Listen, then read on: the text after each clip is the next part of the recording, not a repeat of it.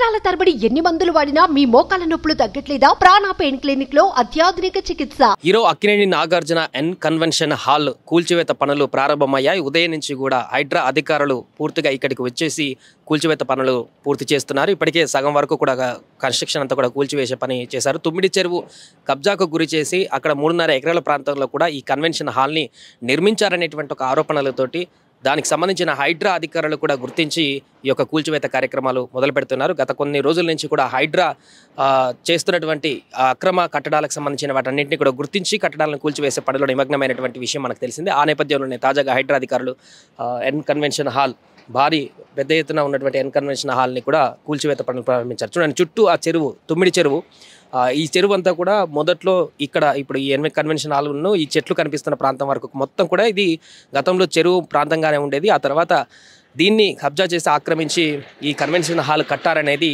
ఇక్కడ అధికారులు చెప్తున్నటువంటి ప్రధానమైనటువంటి అంశం. అందుచేతనే హైడ్రా అధికారులు కూడా ఇప్పటికే గతంలో ఎక్కడెక్కడ ఇలాంటి కట్టడాలు ఉన్నాయి, మన హైదరాబాద్ వ్యాప్తంగా అక్రమ నిర్మాణాలు ఎక్కడెక్కడ ఉన్నాయి, వాటన్నింటినీ కూడా గుర్తించి కూల్చివేత పనులు స్పీడప్ చేసింది కాంగ్రెస్ సర్కార్ రేవంత్ రెడ్డి వచ్చినటువంటి తర్వాత.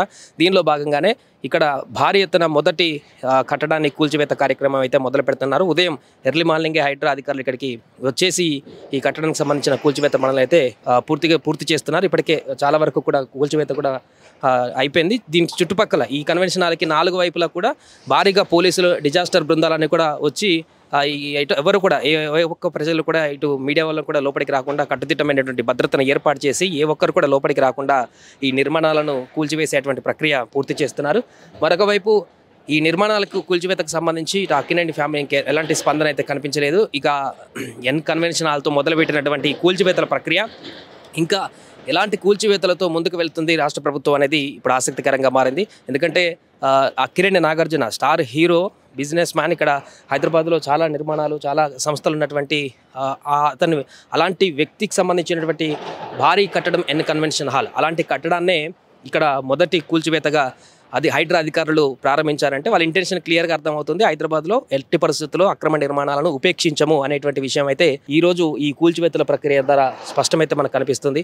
సో చూడండి, పూర్తిగా చెట్ల అవతల ఉన్నటువంటి నిర్మాణం పెద్ద కన్వెన్షన్ హాల్, అది చాలా అందులో నిర్మాణాలకు సంబంధించిన ఉండేవి అవన్నీ కూడా ఇప్పుడు కూల్చివేతలు ఆల్మోస్ట్ పూర్తి అయిపోయాయి. అక్కడ ఉన్నటువంటి అధికారులందరూ కూడా జేసీబీలతో పెద్ద ఎక్విప్మెంట్తో ఆ నిర్మాణాలన్నింటినీ కూడా కూల్చివేత ప్రక్రియ మొదలు పెడుతున్నారు. సాయంత్రం వరకు పూర్తిగా ఈ కట్టడాలకు సంబంధించిన నిర్మాణ పనులకు సంబంధించినటువంటి పూర్తయ్యేటువంటి అవకాశం కనిపిస్తుంది. ఆ చెరువును మళ్ళా పునరుద్ధరించేటువంటి ప్రక్రియలో భాగంగా అధికారులు తీసుకున్నటువంటి నిర్ణయం పట్ల ఇప్పుడు తీవ్ర చర్చనీయాంశంగా మారింది. ఉదయం నుంచి కూడా ఎన్ కన్వెన్షన్ హాల్ కూల్చివేత జరుగుతుందనేటువంటి అంశం అయితే హాట్ టాపిక్గా మారింది. ఏదేమైనా కూడా మరి కాసేపట్లోనే మరికొంత సమయంలోనే సాయంత్రం వరకు కూడా పూర్తిగా ఎన్ కన్వెన్షన్ హాల్ అనేది నేలమట్టం కాబోతుంది. తద్వారా ఈ కూల్చివేతతో ఇంకా ఎక్కడెక్కడ ఉన్నటువంటి కూల్చివేతలను కూడా అధికారులు గుర్తించి ఈ యొక్క కూల్చివేత కార్యక్రమాలు చేస్తారనేది చూడాలి. సుమన్ టీవీలో మీ పర్సనల్ అండ్ బిజినెస్ ప్రమోషన్స్ కోసం కింది నెంబర్కి కాంటాక్ట్ చేయండి.